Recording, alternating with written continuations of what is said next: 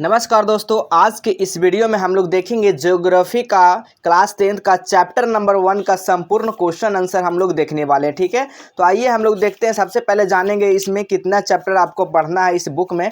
तो देख सकते हैं टोटल जो है आपका यहाँ पे खंड का में जो है 6 चैप्टर तक पढ़ना है। उसके बाद खंड खा में जो है ना आपका 6 चैप्टर पढ़ना है, यानी टोटल इसमें 12 चैप्टर पढ़ना है बाबू। तो चलिए, पहला चैप्टर जो आपका पढ़ना है भारत संसाधन एवं उपयोग। ठीक है, ये खंड का है। ठीक है, यहाँ पर देख सकते हैं खंड जो का है वहीं पर लिखा गया है इकाई चैप्टर 1 में भारत संसाधन एवं उपयोग। इसी का हम लोग संपूर्ण क्वेश्चन आंसर देखने वाले हैं। तो आप लोग इस क्लास को पूरा जरूर कर जाइएगा। इसमें जितना भी क्वेश्चन दिया गया है ऑब्जेक्टिव से लेकर सब्जेक्टिव टोटल बताने वाले हैं। तो आइए देखिएगा पहला क्वेश्चन क्या पूछा गया बाबू। पहला क्वेश्चन आपसे पूछा गया, ये वस्तुनिष्ठ प्रश्न है यानी ऑब्जेक्टिव टाइप क्वेश्चन है। ठीक है, पहला क्वेश्चन आपसे पूछा गया है कि कोयला किस प्रकार का संसाधन है। कोयला अनवीनीयकरण यानी कि जलने के बाद क्या इससे फिर दोबारा कोयला हम लोग नहीं प्राप्त कर सकते हैं। ठीक है, ये सीमित भंडार में, इसी चलते क्या अनवीनीयकरण हो जाएगा। और सौर के प्रकाश क्या होगा, तो ये नवीनीयकरण हो जाएगा। ठीक है, इस चीज के याद रखिएगा। यहाँ पर दिया गया सौर ऊर्जा निम्नलिखित में से कौन सा संसाधन है, तो बिल्कुल याद रखिएगा पूर्ण यानी कि पूर्ति योग्य है, यानी कि ये क्या है, नवीनीयकरण है, इसे दोबारा उपयोग में ले सकते हैं। ठीक है, चलिए अगला क्वेश्चन देखिएगा। तीसरा नंबर क्वेश्चन क्या पूछा गया है, तट रेखा से कितने किलोमीटर क्षेत्र सीमा अपवर्जक आर्थिक क्षेत्र कहलाते हैं। तो बिल्कुल 200 nm तक। ठीक है, यानी 200 न्यूटन मीटर हो जाएगा। ठीक है, अगला क्वेश्चन देखिएगा, डाकुओं की अर्थव्यवस्था का संबंध किससे है। तो डाकुओं का अर्थव्यवस्था का संबंध जो है संसाधनों के अनियोजित विद्रोह यानी कि विद्रोहन से है। इसका right answer option number B हो जाएगा। चलिए अगला क्वेश्चन देखिएगा बाबू। अगला क्वेश्चन क्या पूछा गया आपसे, समुद्री क्षेत्र में राजनैतिक सीमा के कितने किलोमीटर क्षेत्र तक राष्ट्रीय संपदा निहित है। तो बिल्कुल याद रखिएगा यहाँ पर 12.2 किलोमीटर तक। ठीक है, ऑप्शन नंबर यहाँ पर सी हो जाएगा। अब देखिए यहाँ पर अगला प्रश्न आपसे क्या पूछा जाता है, देख सकते हैं दीर्घ यानी लघु उत्तरीय प्रश्न, उसके बाद दीर्घ उत्तरीय प्रश्न बनाना है। तो लघु उत्तरीय प्रश्न में टोटल 4 प्रश्न दिया गया है। तो हम लोग सारा का क्वेश्चन आंसर यहाँ पर देखने वाले हैं। तो पहला क्वेश्चन देखिएगा, संसाधन को परिभाषित कीजिए। आखिर संसाधन क्या है बाबू, इसके बारे में आपको बताना है। ठीक है, तो आइए आप लोग आंसर नोट करिएगा। आखिर संसाधन क्या है, इसको हम क्या बोलेंगे संसाधन को। ठीक है, जब कोई चीज हमारी जरूरत को पूरा करने में काम आती है। ठीक है, जैसे कोई भी हमारा चीज में करने में हमारे क्या आती, काम आती है, और जिसे हम उपयोग कर सकते हैं उसी को संसाधन कहते हैं। ठीक है, जैसे संसाधन कहेंगे, साइकिल से हम लोग चल रहे हैं तो ये भी हमारा संसाधन है। मोटर कार से चल रहे हैं हमारा, ये भी संसाधन है। ठीक है, यानी कि जिस चीज़ का हम काम में ले रहे हैं वो हमारा क्या हो गया, संसाधन हो गया। ठीक है, जैसे यहाँ पर देखें, जैसे पानी, मिट्टी, जंगल, खनिज आदि, ये सबसे क्या हम लोग, इससे हम लोग क्या कर रहे हैं, काम ले रहे थे, ये क्या हमारा हो गया, संसाधन हो गया। ठीक है, चलिए अगला क्वेश्चन देखिएगा। अगला क्वेश्चन आपसे क्या पूछा गया बाबू, देख सकते हैं। अगला क्वेश्चन है, संभावी एवं संचित कोष संसाधन में अंतर स्पष्ट करना है।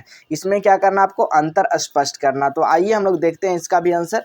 देख सकते हैं आपको संभावी, ठीक है, संभावी संचित कोष में स्पष्ट अंतर करना। तो संभावी संसाधन वे होते हैं जो किसी स्थान पर मौजूद तो होते हैं लेकिन अभी उनका उपयोग नहीं हो रहा है। ठीक है, उसको क्या कहेंगे, संभावित संसाधन। ठीक है, जो बाद में उपयोग होता है।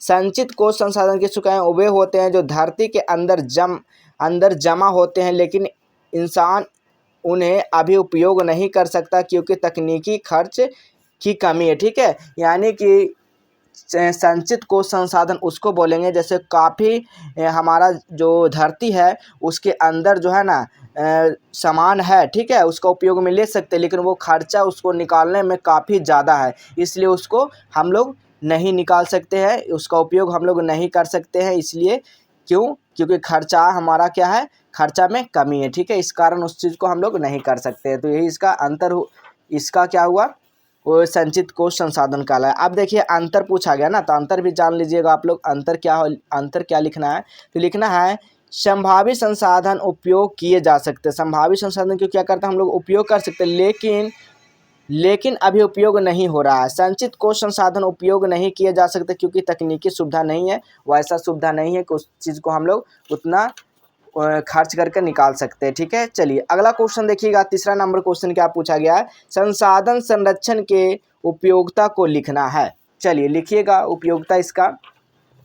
आइए देखिएगा क्वेश्चन क्या पूछा गया, संसाधन संरक्षण उपयोगिता को लिखना है, ठीक है। तो चलिए यहाँ पर लिखिएगा आप लोग, संसाधन संरक्षण जरूरी है ताकि भविष्य में हम और आने वाली पीढ़ियाँ इन संसाधनों का उपयोग कर सकें। अगर हम आज इनका सही उपयोग नहीं करेंगे तो जल्द ख़त्म हो जाएगी, इसलिए संसाधनों को बचाकर समझदारी से इस्तेमाल करना बहुत ज़रूरी है, ठीक है। संसाधन संरक्षण का उपयोग क्या लिखना क्या है कि जो भी चीज़ हम लोग उसको उपयोग कर रहे हैं वो काम यानी कि उसको जितना उपयोग में होना चाहिए उतना ही उपयोग करें, ठीक है, क्योंकि आने वाली आगे पीढ़ी भी उस चीज़ को इस्तेमाल कर सके, ठीक है। यही आपको इसका आंसर लिखना है। चलिए अगला क्वेश्चन देखिएगा, चौथा नंबर क्वेश्चन, संसाधन निर्माण में तकनीकी की क्या भूमिका है स्पष्ट करना है आपको, ठीक है। इसको क्या करना, स्पष्ट करना है। आइए लिखिएगा, देखिएगा, तकनीकी के मदद से हम किसी चीज़ को उपयोगी संसाधन बना सकते हैं, जैसे हवा, पानी, कोयला। तब तक संसाधन नहीं बनते जब तक हमारे पास इन्हें इस्तेमाल करने की तकनीक ना हो, इसलिए तकनीक चीज़ों संसाधन में बदलने में क्या करती है, मदद करती है। इस तरह से इसका आंसर लिखिएगा। चलिए अगला यहाँ पर देखिए, दीर्घ उत्तरीय प्रश्न आपका आता है, यहाँ पर देख सकते हैं दीर्घ उत्तरीय प्रश्न। पहला क्वेश्चन आपसे पूछा गया है, संसाधन के विकास में सतत विकास की अवधारणा को व्याख्या करना, ठीक है। आखिर सतत विकास क्या है, इसको व्याख्या करना है। आइए लिखिएगा, सतत विकास मतलब क्या है, ठीक है। लिखिएगा आप लोग, ऐसा विकास जो आज की ज़रूरतों को पूरा करे लेकिन भविष्य की पीढ़ियों को ज़रूरतों को नुकसान ना पहुँचे। इसका मतलब समझे, यानी कि आज जिस चीज़ को हम लोग उपयोग कर रहे हैं वो क्या हो, कल भी वो चीज़ उपयोग में आए, ना कि आज हमें इस चीज़ को बहुत ज़्यादा उपयोग कर लिए, आने वाला कल पीढ़ी उसको उपयोग ना कर पाएँ। ऐसा नहीं करना, ठीक है। वही यहाँ पर कहा गया, संसाधन का ज़रूरत के अनुसार और सोच समझ कर उपयोग करना ही यानी कि सतत विकास कहलाता है।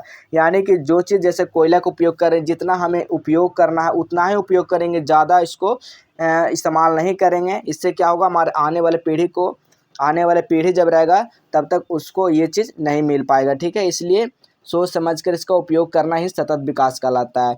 जब हम संसाधन का अत्यधिक दोहन करते हैं तो वे ख़त्म होने लगते हैं, इसलिए हमें संसाधन को इस तरह इस्तेमाल करना चाहिए कि वे लंबे समय तक बने रहें और आने वाली पीढ़ियां उनका उपयोग कर सके, ठीक है।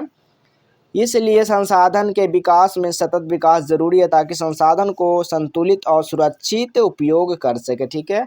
यही सतत विकास का आपका मतलब हुआ, ठीक है। तो आप लोग स्क्रीनशॉट भी ले सकते हैं इसका। चलिए अगला क्वेश्चन देखिएगा, अगला क्वेश्चन क्या है, स्वामित्व के आधार पर संसाधन के विविध यानी स्वरूपों को वर्णन करना, ठीक है। दूसरा नंबर क्वेश्चन देखिएगा, तो लिखिएगा, स्वामित्व के आधार पर संसाधन के 4 भागों में बांटा गया। पहला जो भाग में क्या बांटा गया आपका, व्यक्तिगत संसाधन, सामुदायिक संसाधन, राष्ट्रीय संसाधन और अंतर्राष्ट्रीय संसाधन, ठीक है, देख सकते हैं।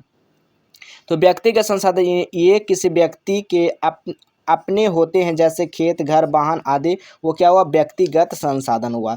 सामुदायिक संसाधन किसको बोलेंगे, तो इनका उपयोग गांव या समाज के सभी लोग मिलकर करते हैं, जैसे तालाब, कुआं, चारागाह, ठीक है। ये सब क्या करते हैं, सामाजिक में काम आता है, ठीक है।